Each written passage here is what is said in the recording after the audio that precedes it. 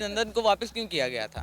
ख्वाजा आसिफ साहब कहते हैं जी कि हमारे एक जर्नल हैं, वो आए और आके उनकी टांगें काम पर नहीं थी सीरियसली, और वो आके इमरान खान को कहते हैं भाई बचा लो। हम लोग 15 दिन से ज़्यादा लड़ नहीं सकते। न्यूक्लियर पावर बनने के बाद तो हमें तरक्की की हर मंजिल को तय करना था, लेकिन हुआ क्या, हम डे बाय डे पस्ती की तरफ चले गए हैं।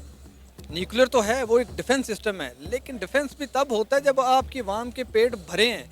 भूखे पेट तो मतलब फौज भी नहीं लड़ सकती। हमारी मसाजिद को शहीद किया तो उनके मंदिर कौन सी बड़ी बात है, हम भी शहीद कर देंगे उनको, अल्लाह माफ करे शहीद। सर उनकी तरफ से तो ऐसी कोई बात की नहीं गई ना। हाँ, तो वही तो सबसे पहले तो मैंने यही बात की है कि शेख रशीद बोंग है, तो उनकी बात को सीरियस लेना ही नहीं चाहिए। मतलब सियासी अदम इस्तेकाम आया हुआ है, इनके ऊपर मतलब तवज्जो दें, बजाय इसके के मतलब घर खाने में खाने के लिए कुछ नहीं और दुश्मनों को आंखें दिखा रहे हैं। वो कहते हैं ना कि जो गरजते हैं वो बरसते नहीं, और अल्हम्दुलिल्लाह हम बरसने वाले हैं, गरजने वाले नहीं। और इंडिया गरजने वाला है, वो इसलिए दिखा रहा है कि हमारे पास ये है, हमारे पास वो है, हमारे पास फलां है, डींग है। लेकिन जब हमें जवाब देना पड़ा तो हम इंशाल्लाह दिखाएंगे, बताएंगे नहीं, करके दिखाएंगे। So hey guys, welcome back to another video. So guys, कैसे हैं आप लोग? उम्मीद करता हूं बहुत ही अच्छे होंगे, बहुत ही मजे में होंगे। सो गाइस, आज जो आप लोगों के लिए वीडियो लेकर आया हूं guys, will silence temple Pakistan threaten India.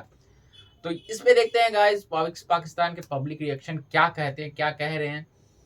Video को लास्ट तक बने रहना और वीडियो का पूरा एंजॉय करना गाइस। अगर आप लोगों को वीडियो अच्छी लगी हो तो वीडियो को लाइक कर देना, चैनल को सब्सक्राइब कर देना, ताकि इस तरह की वीडियो आपको नोटिफिकेशन मिलते रहे और ऐसे ऐसे वीडियो आप देखते रहे। तो चलिए बिना देर के वीडियो को शुरू करते हैं और देखते हैं पाकिस्तान के लोग हमारे threatened Pakistan will silence temples और पाकिस्तान थ्रेटेड इंडिया के बारे में क्या कहते हैं। तो वीडियो में बने नहीं और लास्ट तक एंजॉय कीजिए। तो चलिए शुरू करते हैं। अस्सलाम वालेकुम। वालेकुम सलाम। वालेकुम अस्सलाम। आपका नाम? मोहम्मद सैफुल अकरम। तनवीर अहमद। सर, पाकिस्तान के एक्स मिनिस्टर शेख रशीद साहब इंडिया को धमकियां दे रहे हैं कि हमारे पास ऐसे ऐसे न्यूक्लियर मिसाइल्स हैं कि हम इंडिया के मंदिर जो हैं खामोश करवा दें, वहाँ पर कभी घंटियाँ ना बजे, वहाँ पर कभी घास ना उगे। क्या कहेंगे आप उनकी स्टेटमेंट पर? क्या पाकिस्तान ऐसी सूरत हाल में है कि हम इंडिया क्या किसी भी मुल्क को धमका सकें? देखें, पाकिस्तान जो उनसे है ना, वो किसी ज़माने में सूरत हाल में था। आज से कर लें कि परवेज़ मुशर्रफ के दौर में, उधर से आगे आज इमरान खान के दौर में भी किसी हद तक आप कह सकते हैं। लेकिन अब जो सा करंटली सिचुएशन चल रही है ना, इसमें आप अमेरिका से आ रहा है जनाब जी आपका ये एटॉमिक मिसाइल डिफ्यूज़ करने वाला बंदा, वो आके सारा कुछ चेक करके गया। पहली बार पाकिस्तान के एटॉमिक जो अपने हैं ना न्यूक्लियर जो बेसिस हैं, उनको आके इन्होंने चेक किया है, ठीक है। और उसके बाद आपका डर क्या कह रहा है? वो कह रहा है जी कि हम जो मर्जी हो जाए, हम अपने मिसाइल जो उनसे हैं किसी सूरत में लॉन्ग रेंज मिसाइल जो उनसे हैं उन्हें डिफ्यूज़ नहीं करेंगे, उन्हें ख़त्म नहीं करेंगे। जब आपके मुल्क में इस तरह की बातें हो रही हैं तो मेरे ख्याल से शेख साहब को इस तरह का कोई बयान देना ही नहीं चाहिए था। सर, आप क्या कहेंगे उनकी स्टेटमेंट पर? देखिए, सबसे पहले तो मैं ये कहना चाह रहा हूँ कि शेख रशीद साहब की बात का जो है ना सीरियस लेना भी नहीं चाहिए। जैसे वो बोंगे इंसान है तो बिल्कुल भी सीरियस नहीं लेना चाहिए। और हाँ, जब अगर इस टॉपिक पे हम अगर आ गए, अगर हमारी आर्मी मतलब ये करने के लिए आ गए, तो अगर उन्होंने हमारी मसाजिद को शहीद किया तो उनके मंदिर कौन सी बड़ी बात है, हम भी शहीद कर देंगे उनको, अल्लाह माफ करे शहीद। सर, उनकी तरफ से तो ऐसी कोई बात की नहीं गई ना। हाँ, तो वही तो सबसे पहले तो मैंने यही बात की है कि शेख रशीद बोंग है, तो उनकी बात को सीरियस लेना ही नहीं चाहिए। और अगर अल्लाह ना करे कोई ऐसा मामला तो होता है, अगर वो करते हैं तो हम इंशाल्लाह भरपूर उसका जो है ना, हमारी पाक आर्मी इससे मतलब स्टेबल है अल्हम्दुलिल्लाह। क्या हुआ, हमारी मईशत जो है ना डाउन चल रही है, लेकिन पाक आर्मी स्टेबल है कि हम जो है ना उसकी मुंह तोड़ जवाब दे सकते हैं। सर, जंग करनी ही क्यों है? जंग, आपको पता है कि एक जंग किसी मुल्क को कितने साल पीछे ले जाती है। और ये जो दौर है ना, ये वेपन की जंग का दौर नहीं, ये मौशियत की जंग का दौर है। और इस दौर में अगर इस जंग में देखें तो मुझे लगता है कि इंडिया हमसे जीत चुका हुआ है। जी बिल्कुल ऐसे है। जैसे पिछली हुकूमत पाकिस्तान मुस्लिम लीग नवाज़ की जो हुकूमत थी, वहाँ पे मोदी सरकार भी इधर आते थे और मतलब जो उनके मतलब कारोबार थे इंडिया में, वो अपने काफ़ी चीज़ें बेचते थे, हम पाकिस्तान से भी जाती थी वहाँ पे, मतलब तिजारत हो रही थी वहाँ तो। लेकिन बाद में इमरान खान ने आके ना ऐसा बेड़ा गर्क कर दिया। देखिए, तब मामला तो ऐसे हुए थे कि पाकिस्तान के और इंडिया के कि दोनों, अगर हम देखें ना पाक आर्मी और इंडिया आर्मी, अगर दोनों को सिर्फ इस दुश्मनी की वजह से तकरीबन हमारे भी इतने लॉसेस जा रहे हैं और इतने ज़्यादा हमारे अखराजात हो रहे हैं और इंडिया के भी हो रहे हैं, तो यही बात वही हो रही थी कि हम जो अमन पसंद लोग हैं पाकिस्तान, और अमन के साथ रहें तो ही अच्छी बात है, ताकि हम हमारी मईशत भी डाउन ना हो और उनकी भी ना हो। बिल्कुल भाई। सर आपसे मेरा सवाल ये है कि इस वक्त पाकिस्तान में खाने के लाले पड़े हुए हैं और हम इंडिया को धमकियां दे रहे हैं न्यूक्लियर वेपन की, और ये वही न्यूक्लियर वेपन है जिसको कभी हम कहते हैं कि हमारे मुल्क के हालात ख़राब हैं तो हम बेचने जा रहे हैं, कभी आपको IMF कहता है कि अपना जो न्यूक्लियर प्रोग्राम है उसे आप कैंसिल कर दें, और हम इसी की तड़ियाँ लगा रहे हैं, इसी की धमकियाँ लगा रहे हैं इंडिया को, जिसके साथ हमें तजारत करनी चाहिए, अपने माहौल को, अपने हालात को बेहतर करना चाहिए। हम उन्हें न्यूक्लियर वेपन की तड़ियाँ और धमकियाँ लगा रहे हैं। देखें मेरे ना अभी जहन में आया ये एक बात है, ख्वाजा आसिफ जो उनसे है ना, ये चंद एक माह पहले इन्होंने एक कौमी असम्बली में खड़े होकर एक बयान दिया था कि जिस टाइम वो जो हुआ नहीं था, वो जहाज़ वाला वाक़या हुआ था, पाकिस्तान उनका जहाज़ गिराया था, अभिनंदन वाला, बिल्कुल ठीक है। तो उसके बाद अभिनंदन को वापस क्यों किया गया था? ख्वाजा आसिफ साहब कहते हैं जी कि हमारे एक जर्नल हैं, वो आए और आके उनकी टांगें काम पर नहीं थी सीरियसली, और वो आके इमरान खान को कहते हैं भाई बचा लो, हम लोग 15 दिन से ज़्यादा लड़ नहीं सकते, ठीक है। जब इस तरह की आपकी सूरत हाल होगी, आपकी फ़ौज, यकीन करें मुझे ना ये कहते हुए बिल्कुल अच्छा नहीं लग रहा कि मैं अपनी पाक आर्मी के बारे में कोई बात कर रहा हूँ। मेरी पाक आर्मी मेरी है, मैं उनके साथ खड़ा हूँ, ठीक है। लेकिन इस तरह एक चंद एक बुज़दिल इंसान थे, उनके बाद उम्मीद है कि इंशाल्लाह ताला हमारी आर्मी है बहुत स्टेबल होगी उनके जाने के बाद, और इंशाल्लाह हम डिफीट करेंगे। अगर हम कंपैरिजन ही कर लें इंडिया और पाकिस्तान की आर्मी का, तो आपको पता है कि उनकी आर्मी पाकिस्तान की आर्मी से कई गुना ज़्यादा बड़ी है, ठीक है। इसके अलावा उनके पास हर एक जदीद किस्म की टेक्नोलॉजी भी है सर। अगर हम बात करें तो आए दिन कोई ना कोई नई चीज़ लॉन्च करते रहते हैं, कोई ना कोई नया तजुर्बा करते रहते हैं। हालांकि वो भी अपने डिफेंस सेक्टर पर अपने बजट का बहुत बड़ा हिस्सा लगाते हैं और हम भी लगाते हैं, लेकिन उनका बजट जहाँ पे लगता है वो पूरी दुनिया को दिखाते हैं। आपको पता है कि रिसेंटली रिपब्लिक डे पर इंडिया ने अपने जितने भी आर्म के वेपन्स हैं उनकी नुमाइश की, वो सारे मेड इन इंडिया थे, टोटली तौर पर मेड इन इंडिया थे। देखें अब अगर अब इस तरफ आ जाए ना, तो इसमें अब मसला ये है कि पाकिस्तान जो है ना, हमारे जो सियासतदान हैं, हमारे जो कुछ लोग ऐसे हैं, मैं नाम नहीं लेना चाहूँगा किसी का, उन्हें सिर्फ और सिर्फ अपनी जेबें और अपने स्विस अकाउंट भरने की पड़ी हुई है। वो क्या करते हैं, इधर से ज़्यादातर जो है ना पार्ट्स और जो असला है हमारे बनता पाकिस्तान में ही है। अब वो करते क्या हैं, इधर से एक्सपोर्ट होता है, एक्सपोर्ट होकर टैक्स लगते हैं, टैक्स लग के वापस आता है। 100 रुपए की चीज़ बनी, उधर जाके 1000 रुपए की हुई, 1000 की वापस आते आते 10,000 की होगी। अच्छा, मुझे तो ये लगता था कि हम जितना भी वेपन्स हैं उसके लिए अमेरिका और जो है चाइना उस पर डिपेंड करते हैं। आपसे पहली दफ़ा सुनने को मिला कि ये पार्ट जो है हम बनाते हैं। नहीं नहीं, ऐसी बात नहीं। पाकिस्तान 5वां मुल्क है बड़ा जो अब वेपन्स बनाता है, ठीक है। हम ये बात नहीं कर सकते कि शो ऑफ नहीं करना चाह रहे, मतलब बहुत सारे ऐसे मामलात हैं हमारे पाक आर्मी के जो अंदर ही रहने चाहिए, क्योंकि हम शो ऑफ नहीं करना चाह रहे, अपने आप को दिखाना नहीं चाह रहे। वो कहते हैं ना कि जो गरजते हैं वो बरसते नहीं, और अल्हम्दुलिल्लाह हम बरसने वाले हैं, गरजने वाले नहीं। और इंडिया गरजने वाला है, वो इसलिए दिखा रहा है कि हमारे पास ये है, हमारे पास वो है, हमारे पास फलां है, डींग है। लेकिन जब हमें जवाब देना पड़ा तो हम इंशाल्लाह दिखाएंगे, बताएंगे नहीं, करके दिखाएंगे हम इंशाल्लाह। आपको नहीं लगता हमें ये जंगी बातें करने की बजाय जो है अमन की तरफ जाना चाहिए, इंडिया के साथ दोस्ती का हाथ बढ़ाना चाहिए? इस वक्त इंडिया जिस तरह उभरती हुई ताकत बन रहा है, सुपर पावर बनने जा रहा है, तमाम दुनिया उन्हें सराह रही है, उनके साथ हाथ मिला रही है। आपको नहीं लगता कि हमें भी उनके साथ ताल्लुकात बेहतर करने चाहिए, जंगी बातें और नफरत की बातें करने की बजाय? देखें जब बरे सगीर आज़ाद हुआ था ना, पाकिस्तान और इंडिया बना था, तो अंग्रेज़ों ने एक फितना छोड़ा था जिसे हम आजकल कश्मीर कहते हैं। कश्मीर का वाला जो फितना है ना, जानबूझ के छोड़ा गया था ताकि ये दोनों जो कंट्रीज़ हैं आपस में हमेशा लड़ते रहें, ये तनाज़ा कायम रहे, और इसके बलबूते पे वो लोग अपना असला वेपन्स अपने सेल कर सकें, और वो आज कामयाब हैं। पाकिस्तान और इंडिया जो मर्जी कह लो, हम लोग ब्रिटिश कॉलोनी आज भी हैं। हमारा आज तक सारे का सारा जो एजुकेशनल बजट है वो सारे का सारा अफोर्ड करता है यूके, ठीक है। ये आप गूगल कर लीजिएगा जाके।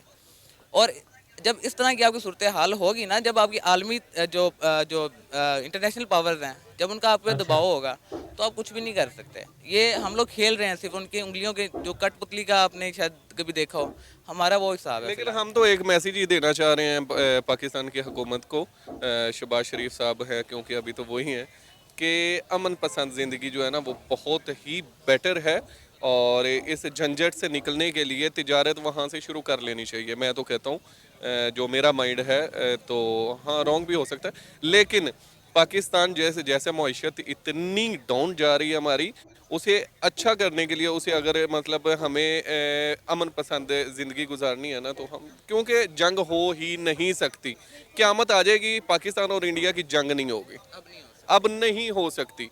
और अगर जंग अल्लाह ना करे हो गई तो दोनों मुल्क में कुछ नहीं बचेगा। लेकिन इससे बेटर है अगर जंग होनी ही नहीं है तो अपनी आर्मी के साथ साथ अपने अवाम को भी हम जो है ना अच्छा रिस्पांस दें, क्योंकि दूसरे ममालिक भी हैं, हम वहाँ भी आना जाना, हाँ इंडिया में क्यों नहीं आना जाना होगा, वहाँ से भी तिजारत करते हैं और वो भी हमारे साथ मतलब कोऑपरेट करेंगे, हम उनके साथ करेंगे। तो मेरा तो यही मशवरा है। आपका नाम? उमर लतीफ़। सर, हमारे एक्स मिनिस्टर शेख रशीद साहब ने इंडिया को धमकियां देते हुए कहा है कि हमारे पास ऐसे ऐसे न्यूक्लियर मिसाइल्स हैं कि इंडिया के जो मंदिर हैं वो खामोश हो जाए, इंडिया के मंदिरों में कभी घंटियां ना बजे और इवन के इंडिया में कभी घास भी ना उगे। आप उनकी स्टेटमेंट पर क्या कहना चाहेंगे कि इस वक्त पाकिस्तान की जो मौजूदा सूरत हाल है, हम इस कंडीशन में हैं कि हम इंडिया को इस तरह की धमकियाँ दे सकें? जी बिस्मिल्लाहिर्रहमानिर्रहीम, शुक्रिया आपका, आपने मुझे मतलब मौका दिया। पहली बात तो ये है कि आज के दौर में जो ये मिसाइल्स वाली जंग है, ये तो इसका दौर ही ख़त्म होता जा रहा है। आजकल तो आपको पता है थर्ड वॉर जनरेशन जो है वो चल रही है, और शेख रशीद साहब ने जो स्टेटमेंट दी है, ये मैं समझता हूँ कि पॉलिटिकल स्टेटमेंट हो सकती है कि अपने जो फॉरेनर्स हैं, अपने जो वर्कर्स हैं, उनको खुश करने के लिए।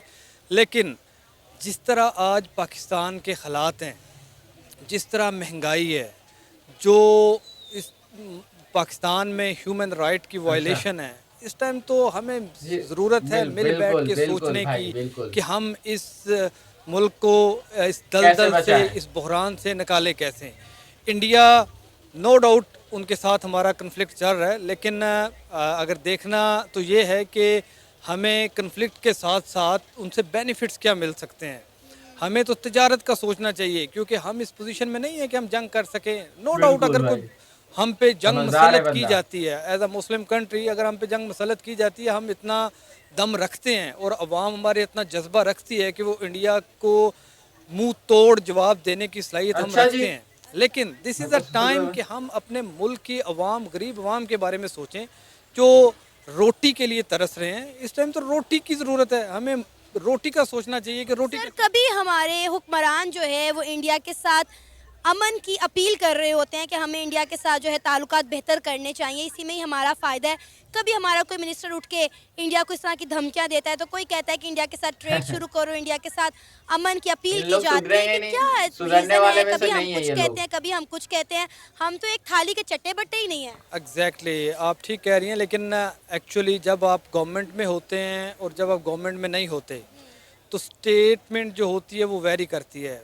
जब शेख साहब गवर्नमेंट में थे उनकी स्टेटमेंट डिफरेंट थी, अभी गवर्नमेंट में नहीं है तो उनकी स्टेटमेंट का इतना मतलब असर नहीं होता। सिर्फ देखने की ज़रूरत ये है कि हमें तिजारत को बहाल करना है। उस तिजारत के बेनिफिट्स हमें ये हैं कि हमारा जो गरीब इस टाइम रोटी के लिए तरस रहा है, जो फ्रूट्स, आप केला ही देख लें जो आज 400-500 रुपये दर्जन मिल रहा है, जो 40 रुपये दर्जन मिला करता था। अभी तो हमें रोटी की ज़रूरत है, अभी तो हमें अपने अवाम के लिए पीने के साफ पानी की ज़रूरत है, ठीक है। अभी तो हमें अपना एटमॉस्फेयर क्लियर करने की ज़रूरत है। इंडिया तो डे बाय डे तरक्की करते हुए वो तो बहुत आगे जा चुका है, वो तो दुनिया को सॉफ्टवेयर प्रोवाइड कर रहा है। हमें एक ऐसा अपने मुल्क के लिए, अपनी इस अवाम के लिए एक सिंसियर हो के मिल बैठ के एक लाए अमल सोचना है, जिससे हम एक गरीब इस पिसे हुए तबके को गुर्बत से ऊपर उठा सकें। और सर, ये वही न्यूक्लियर मिसाइल्स है ना जो कभी हम कहते हैं कि हमारे हालात बड़े ख़राब हैं, हम सऊदिया को बेचने जा रहे हैं, तो कभी IMF कहता है कि आपको तभी कर्जा मिलेगा जब अपना न्यूक्लियर सिस्टम जो है, न्यूक्लियर प्रोग्राम जो है, आप उसको कैंसिल कर देंगे या बंद कर देंगे। जी बिल्कुल, ये वही न्यूक्लियर प्रोग्राम है और इसी बेस पे दुनिया की नज़रें हम पे हैं, और वो हमें अगर आज हम महफूज भी हैं उस न्यूक्लियर सिस्टम की वजह से, लेकिन बदकिस्मती ये है कि हमारा मुल्क 1999 में हमने धमाके किए, हम न्यूक्लियर पावर बने। न्यूक्लियर पावर बनने के बाद तो हमें तरक्की की हर मनाजिल को तय करना था, लेकिन हुआ क्या, हम डे बाय डे पस्ती की तरफ चले गए हैं। न्यूक्लियर तो है, वो एक डिफेंस सिस्टम है, लेकिन डिफेंस भी तब होता है जब आपकी आवाम के पेट भरे हैं। भूखे पेट तो कोई नहीं लड़ मतलब सकता। फौज भी नहीं लड़ सकती। और सर अगर हम डिफेंस सिस्टम की बात करें तो इंडिया का डिफेंस सेक्टर जो है वो पाकिस्तान के डिफेंस सेक्टर से, डिफेंस सिस्टम से कई गुना ज़्यादा बड़ा है। आप देख लें कि कोई ऐसा वेपन जो इंडिया के पास ना, और सबसे इंटरेस्टिंग बात यह है कि इंडिया अपने डिफेंस सिस्टम के जितने भी वेपन्स हैं वो खुद तैयार करता है, चाहे वो जंगी बहरी बेड़े हों, चाहे वो मिसाइल हों, या चाहे वो वेपन्स हथियार हों, गन्स हों, कुछ भी सही हो। बात है। एग्जैक्टली मैं यही बात आपसे कह रहा था कि इंडिया ने एक डिफेंस सिस्टम के साथ साथ अपनी इकॉनमी को उस लेवल पे ले गए हैं कि दुनिया की कोई ताकत उनसे नाराज़गी कर अफोर्ड नहीं कर सकती। उन्हें पता है कि इंडिया अगर हमसे तिजारत नहीं करेगा तो उनका सिस्टम नहीं चलेगा। हमारे कुछ पास नहीं। क्या है? सिर्फ और सिर्फ कुछ डिफेंस नहीं, सिस्टम। वो भी नहीं डिफेंस है। सिस्टम से मुल्क आगे नहीं बढ़ा करते। अब तो जंगों वाला दौर ख़त्म हो बिल्कुल। चुका है ना। अब तो हमें देखना है कि अवाम टेक्नोलॉजी में हम कितने आगे हैं, हमारे पास पैसा कितना है, हमारे पास साइंटिस्ट कितने हैं, हमारे पास इंजीनियर्स कितने हैं। हमारे पास ऐसा तो कुछ भी नहीं है। इंडिया अब हम IMF से जो भीख मांग रहे हैं 200 भाई अरब डॉलर साहब। की, मोदी ने पिछले दिनों अपने लिए 2 प्राइवेट जेट जो लिए हैं, ख़रीदे हैं, उनकी वर्थ भी 200 बिलियन डॉलर थी। ठीक है, हम जिस भीख के लिए लोगों से दुनिया के आगे कटोरा लेके घूम रहे हैं, हमारे वज़ीर आज़म साहब, हमारी जितनी मतलब टीम है, वो दुनिया के सामने भीख मांग रहे हैं। उधर जो उनका प्राइम मिनिस्टर है वो अपने जहाज़ ख़रीद रहा है। हमें अपनी सोच को चेंज करना होगा। हमें अपने मुल्क के लिए, अपनी आवाम के लिए, अपने मुल्क के फ्यूचर के लिए सोचना होगा। जिस तरह ये खाली गीदड़ भभकियों से ना तो जंगें बिल्कुल। जीता जाती हैं, ना ही मुल्क तरक्की करते हैं। खावर पाकिस्तान के एक्स मिनिस्टर हैं शेख रशीद साहब, उन्होंने इंडिया को धमकी लगाते हुए कहा है कि हमारे पास ऐसे ऐसे मिसाइल्स हैं कि इंडिया की जो मंदिर हैं वो खामोश हो जाएं, उनके मंदिरों में कभी घंटियां ना बजें, वहाँ पर कभी घास ना उगे। क्या कहेंगे उनकी स्टेटमेंट पर आप? उनकी स्टेटमेंट बिल्कुल ट्रू है, क्योंकि पाकिस्तान मतलब अपना दिफा करना बिल्कुल अच्छा। जानता है। और अच्छा। और इस वक्त पाकिस्तान सियासतदानों को ये करना चाहिए कि बजाय इंडिया को धमकियाँ देने के बजाय अपनी मतलब जो पॉलिटिकल सिनेरियो इनका ख़राब हुआ है और जो मतलब सियासी अदम इस्तेकाम आया हुआ है, इनके ऊपर मतलब तवज्जो दें, बजाय इसके कि मतलब घर खाने में खाने के लिए कुछ नहीं और दुश्मनों को आंखें दिखा रहे हैं। नो मतलब इसमें कोई डाउट वाली बात नहीं कि हम इंडिया का मतलब हर लिहाज से मुकाबला कर सकते हैं, लेकिन फ़िलहाल बेहतर ये है कि हम लोग जो है देश ना अपना मतलब अपने आइन का दफा करे देखें। मतलब जिस तरह हमारे इलेक्शन कमीशन ने किया हुआ है कि पहले इलेक्शन का ऐलान करके बाद में फिर जो है ना स्टेप बैक करके हुए हैं। बेहतर ये है कि मतलब बजाय जंग की तरफ जाने की हमें पहले अपने लोगों का अतमाद हासिल करना चाहिए। मतलब इधर अवाम गरीब अवाम गुर्बत और भूख की वजह से मर रही है और हमारे जो सियासतदान है ये मतलब धमकियाँ लगा रहे हैं। ठीक है, मतलब अगर इंडिया कोई हमारे खिलाफ काम करता है तो हमें उनका मतलब कहते हैं ना कि मतलब इनका जवाब पत्थर से देना लेकिन चाहिए। सर इंडिया ने तो कुछ कहा ही वही नहीं है, बात हम है। तो खुद साख्तों ने धमकियां और तड़ियां लगाए जा रहे हैं। और यही बात है मतलब अपना वोट बैंक क्रिएट कर रहे हैं, मतलब अपनी सियासत को चमकाने के लिए, अपने पीछे लोगों को लगाने के लिए। इतने तो डाउन मतलब जा रहे हैं, ये डिफॉल्ट में इंडिया जा वाला रहे हैं, पत्ता फिर भी खेल इन रहे लोगों की अक्कड़ कम नहीं, मतलब ये मुझे रस्सी समझ जल गई, नहीं बल आती नहीं है। गया। कभी आधे हमारे सियासतदान कहते हैं कि इंडिया के साथ ताल्लुकात बेहतर करने चाहिए, आधे हम कहते हैं कि जी हम इंडिया को ये कर देंगे, हम इंडिया को ये वो लोग कर दोनों की देंगे। चाल चलते हैं। समझ नहीं आ रही कि इनमें एका क्यों नहीं। देखें जी, ताल्लुक तो बेहतर करने चाहिए वे, ये इसमें हमारी भी भलाई है और उनकी भी भलाई है। अगर इंडिया और पाकिस्तान आपस में फ्री तजारत करते हैं जिस तरह यूरोप वाले लोग आपस में कर रहे हैं, तो इधर लोगों के दोनों तरफ लोगों की मतलब माशी खुशहाली होगी और गुर्बत का खात्मा भी होगा। इंडिया के साथ ताल्लुकात बेहतर करना इस वक्त हमारी ज़रूरत भी है और हमारी मजबूरी भी है। इंडिया को हमारी ज़रूरत नहीं, हमें इंडिया की ज़रूरत है। जी बिल्कुल ठीक, ऐसी बात है। इंडिया देखें ना, मतलब उनकी इकानमी हमारे से स्ट्रांग हर है चीज़ और में strong हमारा है मतलब भाई। देखें उनकी मतलब रुपया किधर है, हमारा रुपया किधर है, उधर डॉलर का रेट क्या है, इधर डॉलर का रेट क्या है। लेकिन हमारे सियासतदानों का मसला क्या पता है क्या है, इन्हें इस्टेब्लिशमेंट की गोद में बैठना है और इक़्तिदार में आना है। पहले नून लीग थी, नून लीग ने पहले 3-4 साल जो है ना मतलब इस्टेब्लिशमेंट के ख़िलाफ़ बातें की हैं। एट दी एंड जब उन्हें मतलब कुर्सी मिली है तो उन्होंने ना कुर्सी पकड़ ली। अब इमरान खान है अब, तो इमरान खान जो है वो भी इस वक्त जो है ना इस्टेब्लिशमेंट के मतलब फुल खिलाफ जा रहा है। लेकिन जिस दिन उसे भी लालीपाप मिलेगा तो वो भी उस लालीपाप को पिक करेगा और मतलब इक़्तिदार में आ जाएगा। आपको ये नहीं लगता कि जब कोई सियासतदान इक़्तिदार में होता है तो या तो वो इंडिया की तारीफ़ें करता रहता है और जब इक़्तिदार से बाहर जाता है तो इंडिया की बुराइयां करता रहता है? अवाम को हम हमेशा इंडिया इंडिया इंडिया करके क्यों डराते रहते हैं? इसके पीछे रीज़न पता है क्या है? अवाम से लेने होते हैं वोट। जब हाँ। बंदा अपोजिशन में आ जाता है ना, तो हमारे इधर एक मतलब ना माइंडसेट बना सत्ता हुआ है में कि आने के लिए। मतलब नीचे जो अवाम है ना, हम इंडिया को अपना दुश्मन मतलब इब्तदाई दिन से अपना दुश्मन मानते हैं। तो सियासतदान समझते हैं कि हम इंडिया के खिलाफ नारे लगाएंगे तो हमारा वोट बैंक मतलब इंक्रीज़ होगा। तो जब बंदा हुकूमत में होता है तो ज़ाहिर सी बात है फॉरेन रिलेशन क्रिएट करने होते हैं, तो फिर मतलब इस तरह के बंदा स्टेटमेंट नहीं देता।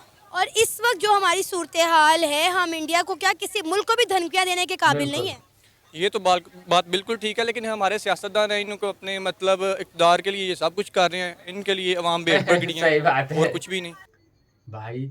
ये लोग कभी नहीं सुधरेंगे गाइस। ये लोग मतलब रस्सी जल गई बल नहीं गया हर एक चीज में। भाई तुम कैसे, तुम खुद डिफॉल्ट की तरफ जा रहे हो, पहले ये देखो। इन लोग को समझ में बिल्कुल नहीं आ रहा गाइस, बिल्कुल नहीं। एकदम मतलब दिमाग खराब हो गया है। मतलब सत्ता मतलब डिफॉल्ट में जा रहा है दिमाग। डिफॉल्ट की वजह से इन लोग का दिमाग बिल्कुल ही जीरो चला हो गया है। दिमाग काम करना बंद कर दिया है गाइस। मतलब कहते हैं ना कि आप इन पाकिस्तान का मैप देखना गूगल पे सर्च करके, उसका कभी सीधा नहीं हो सकता। आप लोग देख लेना गाइस। और गाइस जो भी इस वीडियो को आप लोग देखें, वीडियो अगर आप लोगों को अच्छी लगी हो तो वीडियो को लाइक कर देना गाइस, चैनल को सब्सक्राइब कर देना, ताकि इसी तरह के वीडियो आप लोगों को नोटिफिकेशन मिलते रहे और ऐसी ऐसी इन लोगों की भाषण बकचोदियां सुनते रहे। तो मिलते हैं हम नेक्स्ट वीडियो में गाइस, तब तक के लिए बाय बाय।